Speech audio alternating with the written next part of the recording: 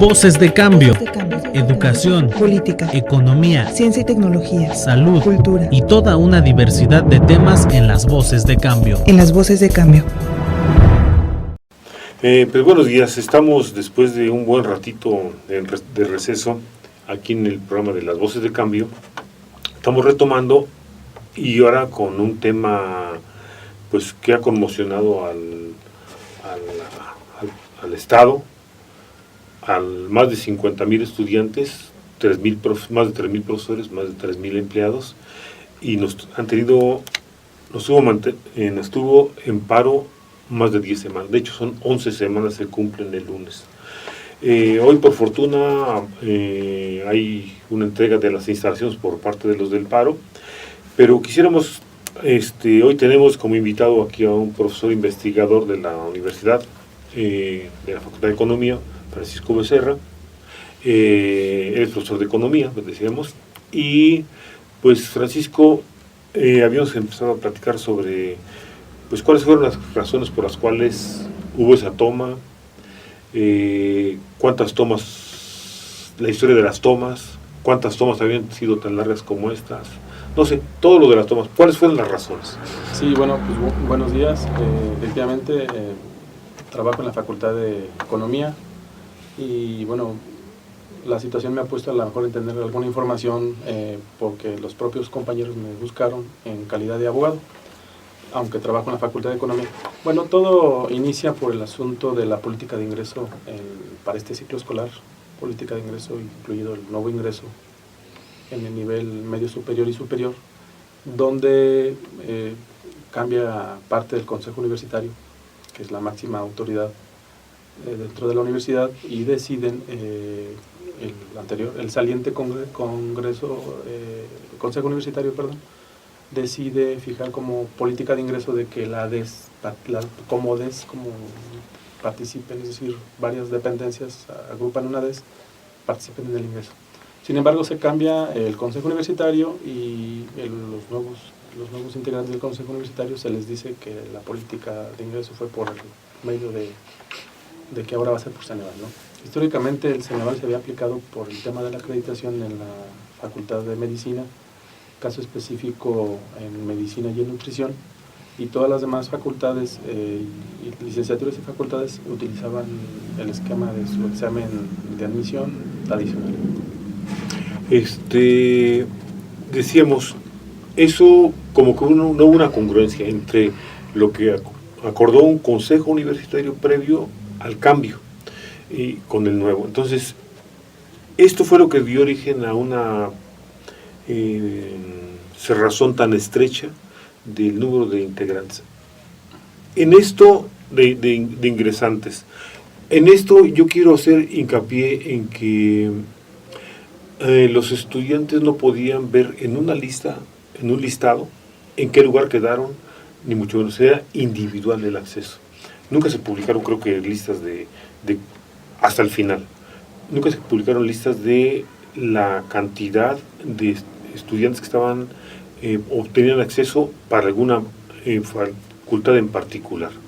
Yo no sé cuál es la razón esa, porque antes había los listados, hoy no aparecen, nunca aparecieron esos listados.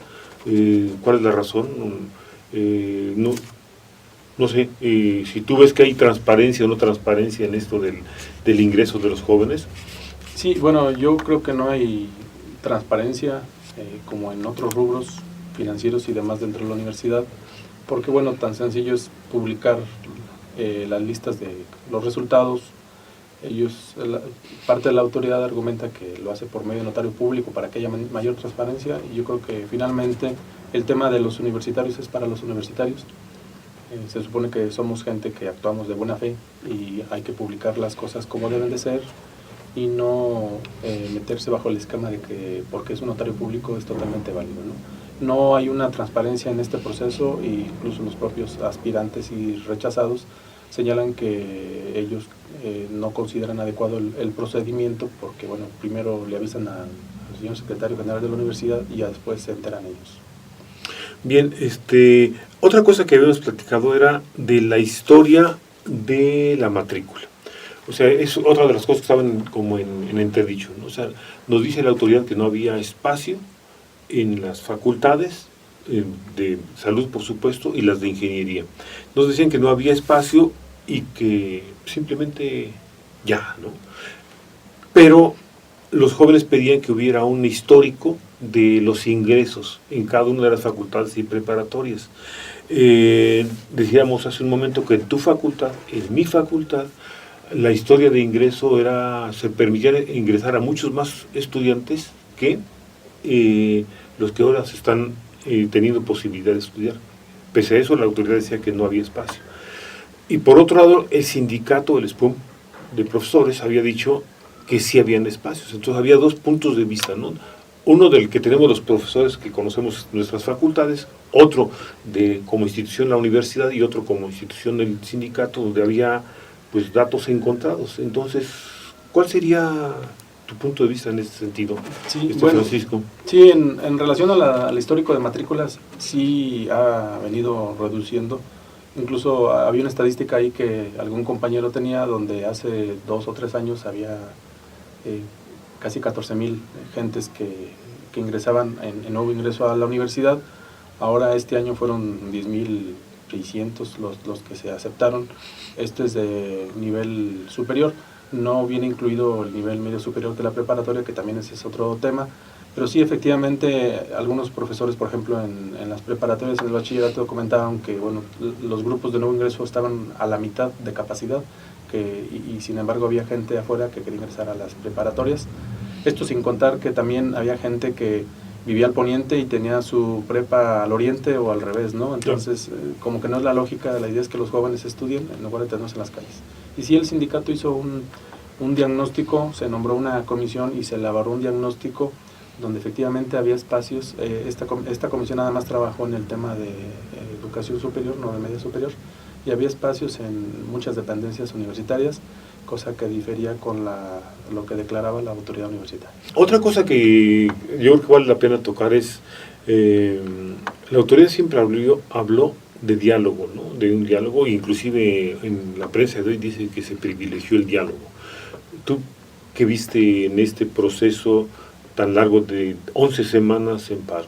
Sí, yo creo que fue una cerrazón, no hubo tal diálogo en condiciones similares.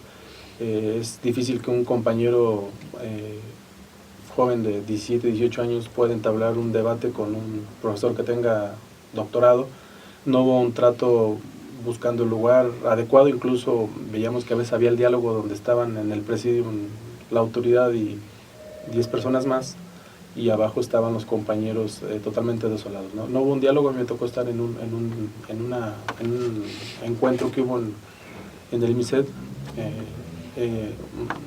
y recuerdo que, bueno, cuando menos estaban en el mismo nivel, no estaba uno arriba de otro, estaban en el mismo piso, la misma mesa, y saliendo los compañeros nos agradecieron por estar presentes, porque sintieron que nunca los habían tratado tan bien. Y le digo, pues a mí no me pareció un trato digno, o sea, fue un trato ofensivo. Nos regañaron por llegar tarde, sin que nosotros supiéramos que la autoridad estaba allá adentro, nadie nos avisó, dio un receso y se tardaron más los compañeros y también fueron cuestionados, etcétera. Entonces yo creo que no hubo en la forma no hubo un trato justo, y en el fondo, por supuesto, no hubo un diálogo que fuera a contribuir a buscar un ganar-ganar de las partes, ¿no? Bien, Francisco, hay en la página de la universidad, en el Face de la universidad, están los videos completos de los diálogos. Yo tampoco lo considero como diálogos. O sea, el diálogo se tiene que entablar entre dos iguales, no entre uno arriba y otro abajo, sino tú estás sometiendo. La otra es el moderador, ¿no? Yo vi una del moderador, no estaba moderando, realmente estaba limitando las participaciones de los jóvenes, los callaba, etcétera, y siempre privilegiaba lo otro. Entonces, es un diálogo, no fue como el que hicieron las Fuerzas Armadas Revolucionarias de Colombia, donde acordaron quién iba a ser el intermediador, acordaron cuáles eran los temas que se iban a tocar, etcétera, y aquí no hubo nada, sino simplemente la autoridad dijo esto y así se hizo. Y entonces yo creo que eso es una presión para mí personal, pero la gente puede hacer su juicio si revisen el Face estos diálogos que hubo. En ese no sé si fue una estrategia, pero un estudiante le dice al rector, si no puede renuncie, entonces él se indigna y se levanta, sin más. En la cuarta sesión también del diálogo, hace prácticamente lo mismo, o sea, dice, es lo que les ofrecemos y si no, ahí se ven. Y la quinta, donde quedó de estar, yo tengo entendido que ya no fue porque decían que hubo una toma violenta y robo de material de una parte de biología, de piscicultura, creo, ¿verdad? Y entonces en las cámaras no se ve ningún robo, ni mucho menos. En las cámaras de seguridad no hay absolutamente nada de lo que ellos nos están diciendo, ¿no? Que hubo violencia, que hubo robo, que etcétera, etcétera. Y en las cámaras de seguridad de la propia universidad no se ve nada de eso. Entonces, a mí se me hacen muchas inconsistencias. Sí, efectivamente yo estuve en esa reunión del IMSED donde el secretario general de la universidad pidió un receso, que además él era el moderador, cosa que estando un mediador del gobierno del estado, porque así lo pidieron los jóvenes, era para que hubiera buscado otro mediador, otro relator también. El propio secretario general les dio 5 minutos, hasta antes de ese receso todo iba muy bien, parecía que se iba a construir ya un acuerdo. Y después de ese receso, curiosamente, es cuando se empiezan a robar los pescados, ¿no? Entonces, son cosas que yo no sé quién haya sido, pero fueron cuestionados los jóvenes en ese momento que si alguien sabía quién estaba cuidando Ciudad Universitaria, porque, bueno, estaban ocasionando daños. Y los jóvenes dicen, no, nuestra gente está en los mismos lugares, nosotros no sabemos nada de eso, ¿no? Entonces, es lamentable que a veces se tenga que recurrir, no sé quién haya sido, no me atrevo a señalar, pero bueno, alguien que quiso jugar ahí un juego sucio para buscar una negociación, y efectivamente los diálogos no fueron. Al día siguiente no se reunieron, que porque se llevaron a cuatro jóvenes a la Procuraduría. Yo estuve ahí cuando pasó eso. Bueno, en el inter que se los llevan no fue así, pero ya estaban libres los jóvenes y ya no hubo ese diálogo al día siguiente a las 9:30 de la noche, por el pretexto que había tenido, cosa que no fue. Incluso un grupo de GOES iban nerviosos, y el del micrófono sí les decía algunas cosas, pero nunca usó violencia física para que fuera levantado. La autoridad acusa que los jóvenes utilizaron la violencia para apoderarse de las instalaciones. Después hay jóvenes externos que quieren recuperar las instalaciones. Yo hasta donde he escuchado, he visto, la autoridad nunca llamó a los jóvenes a retomar las instalaciones. O sea, nunca estuvo ahí como para resguardar esa confrontación, sino simplemente estuvieron ausentes en la mayoría de las ocasiones. En una de las últimas intentos, pues fue la propia autoridad la que llegó con extinguidores, pinzas y todo a cortar cadenas. O sea, con lujo de violencia utilizó para poder ingresar a la universidad. Esa es la violencia que yo vi en los videos, ¿no? Por supuesto, esos no aparecen en el Face de la universidad, esos aparecen en el Face de otras partes. Entonces, eso para mí sí se me hace muy, muy, muy triste, ¿sí? Que quien dice que el diálogo es la forma de solucionarlo, utilice la violencia para romper puertas, romper rejas. Y fue la propia autoridad, o sea, ahí están muy claros los videos, ¿no? ¿Tú qué opinas de esto, Francisco? Sí, yo creo que es muy lamentable que un secretario general de la universidad llegue tumbando puertas de Ciudad Universitaria, ¿no? Entonces, ¿qué ejemplo le damos a los jóvenes? Y bueno, esto no ayuda a la solución del conflicto. Mejor se debe buscar negociar y arreglarse las cosas de la mejor forma, en un plano de civilidad, ¿verdad? Entonces, es muy lamentable este hecho. Bien, ¿tú crees que al sindicato, a los profesores, nos faltó participación? Bueno, te dejo que contestes porque tengo una opinión y sí, a lo mejor no... Yo creo que el sindicato fue muy tibio. El sindicato elaboró un diagnóstico, fue leído en la conclusión del Congreso General de Representantes desde el día 12 de octubre, y esta información se usó poquito para el acto del 40 aniversario del sindicato, donde se señala en un acto que sí hay lugares, y después es guardado en un escritorio esta información, no contribuyendo a coadyuvar en la solución del conflicto.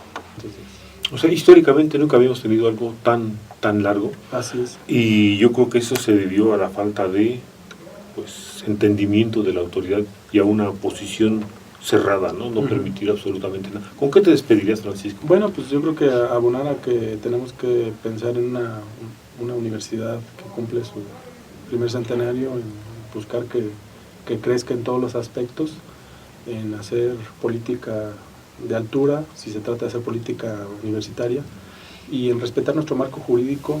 El marco jurídico es muy claro, los contratos colectivos de trabajo son muy claros, tenemos que respetarlos y en esa medida pues avanzaremos como universidad y como sociedad. Pues sí se transgredieron en esta ocasión el contrato colectivo de trabajo de los profesores porque se les obligó o se les invitó a dar clase extramuros.